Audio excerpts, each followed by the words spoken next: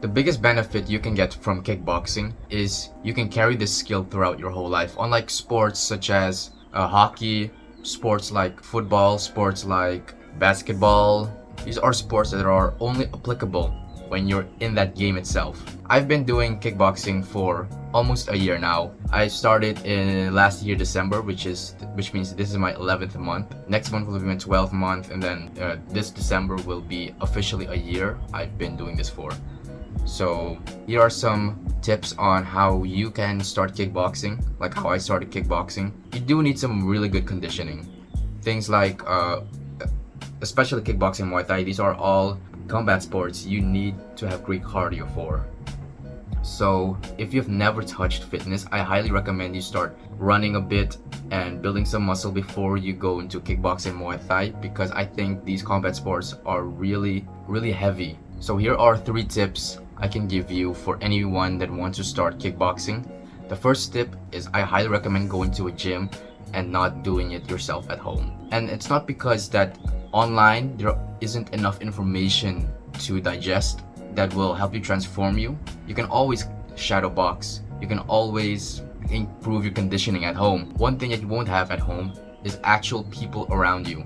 I think that is the best part of kickboxing, because you're actually in a community and you're actually around people the same mindset as you, with the same goals as you. So when you're in a gym or a kickboxing gym or Muay Thai gym, but in my case kickboxing gym, I feel like I've been more consistent only because I've been around other people that have been doing this as well. There are times that I have not felt like going to training, yet I still went.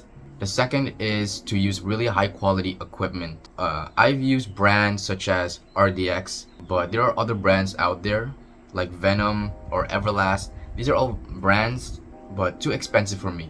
So the only brand I have used is STB. I don't know what the STB is, but STB is for boxers, and the one I use is RDX. I use 14 ounce, 16 ounce. I highly recommend going for something a little bit heavy so you can also improve your conditioning at the same time. The third tip is consistency. Consistency is perhaps the most important.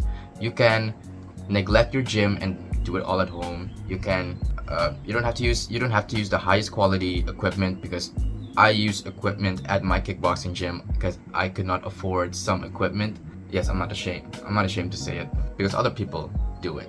And consistency is what makes this skill completely possible. And I'm not talking about one time per week or a few times a month. I highly recommend doing it 3 times a week, or how many times your gym allows it.